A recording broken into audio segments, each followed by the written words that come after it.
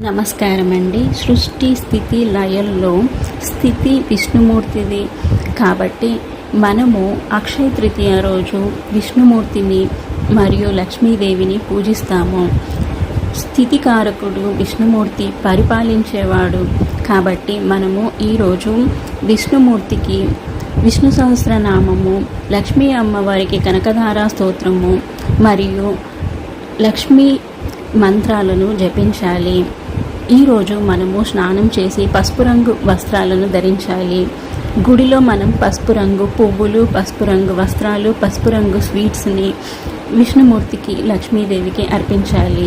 Vishnumurthy provider కాబట్టి మీరు కూడా 12 గంటల 10 నిమిషాల లోపు బియ్యము, బ్యాళ్ళు లేదా ఎవరికైనా వ్యాపారానికి సహాయం చేయటము, లేదంటే ఎడ్యుకేషన్కి సంబంధించిన సహాయము చేయటము, బుక్కులు, పెన్ను